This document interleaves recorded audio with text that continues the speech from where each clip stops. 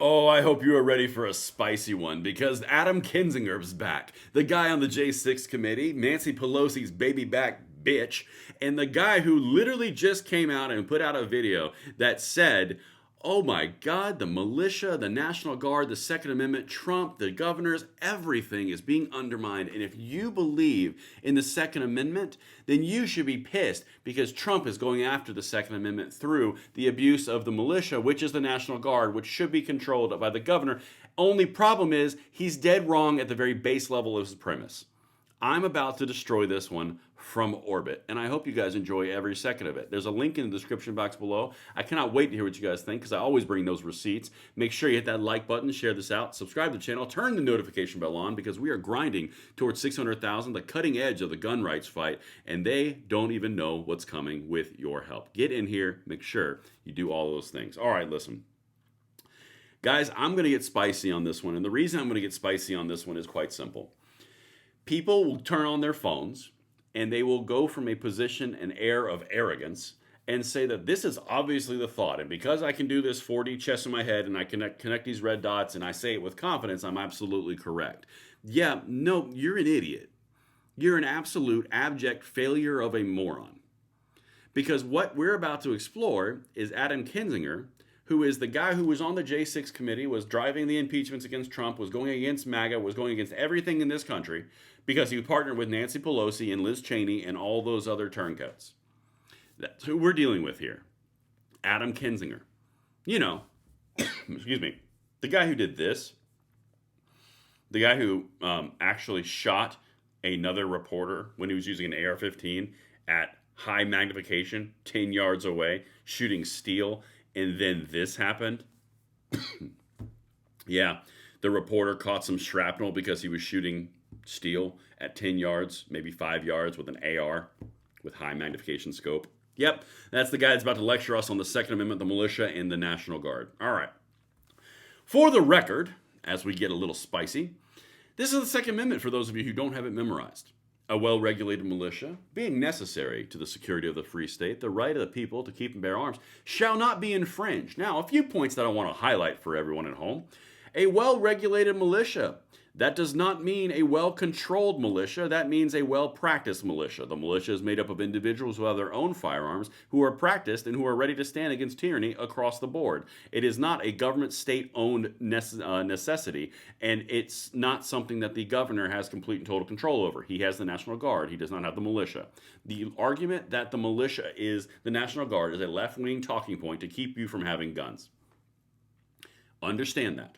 Adam Kinzinger, the Republican, the know-it-all confidence exuding little dickhead right here, is about to tell you how Trump is going against the Second Amendment and all the infringements in the Constitution because the militia is the National Guard. Okay, just keep on going. Let's get into this. I told you I was going to get spicy because when people do this type of crap, it really irks me. Let's get it. Let's talk about one of the few things that are clear as day that the right and the left agree on. The Second Amendment, there may be disagreement in terms of the right to keep and bear arms individually, but the Second Amendment also guarantees the right of a state to have a militia. Okay, I got so irritated I spilled water on myself. All right, here's the little thing.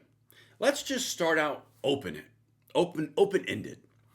Adam decides that, well, there are differences between, the Second Amendment interpretations of individual rights to own guns. Yeah, let me pull up first evidence of Heller decision. The court found the District of Columbia's handgun ban and its requirement for firearms to be kept non-functional in the home unconstitutional because they violated this individual right. Tell me where there's differences. It's an individual right. The SCOTUS has ruled on this. It's called the Heller decision, and there are multiple other decisions since the Heller decision which have continued to unravel gun control from orbit. But anyway, the decision was narrow, specifically focusing on keeping and bearing arms within the home for personal protection, not for militia service. Interesting. An individual right, not for militia service. Okay. Maybe Adam is onto something different because he's clearly so intelligent. I mean, he figured out where the record button was and filmed himself while walking and talking. Guys, that is next level politician level. God, this guy's an irritant. All right, let's keep going, and he's going to now conflate how the militia is the National Guard, and he's going to tie it to Trump in his red string little theories. Watch this. That militia, a well-regulated militia, was put in the Second Amendment to guard against federal tyranny. Joseph Story was an early Supreme Court member, and he said the same thing, that this is necessary to guard against tyranny. Everybody knows this. The National Guard has been viewed as the militia of a state. The National Guard can be used by a president for things like war, but if a National Guard can be activated against the wishes of the people of the state and the governor to be used against that very state, how in the world is that a militia? It's not a militia. Good job, Adam. Here's the whole premise of what he's putting forward. And again, this is a left-wing talking point, which is meant to deprive people of their gun rights. That's the entire point of this line of talking. And he's telling himself, and he's ratting on himself right now, and he's too stupid to figure out that he's doing it.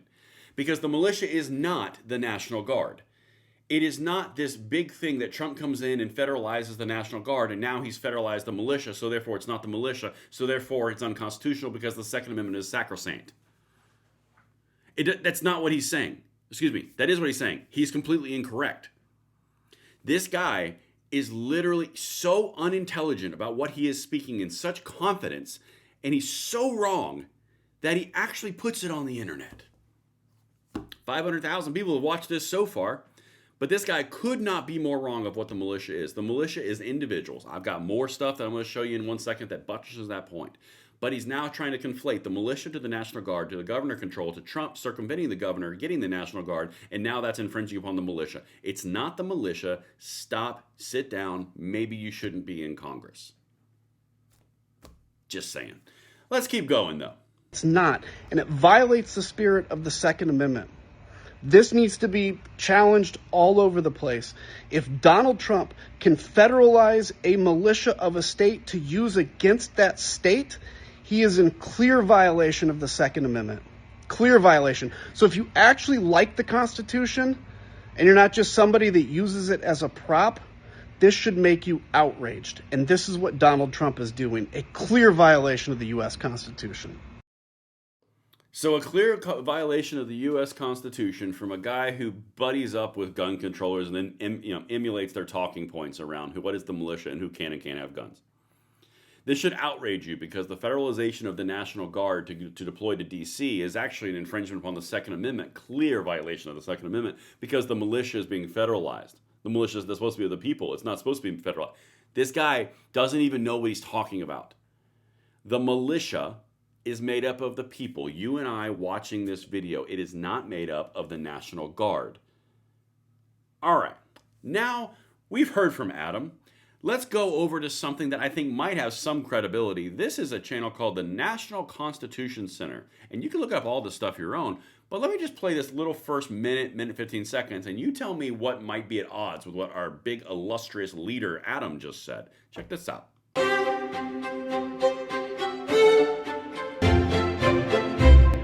This is a very important concept because recall that the American Revolution was fought in part by the Continental Army, which was an army of professional, or perhaps we should say professionalized soldiers that had received at least some training and served under the official command of George Washington, who was the commander of the army.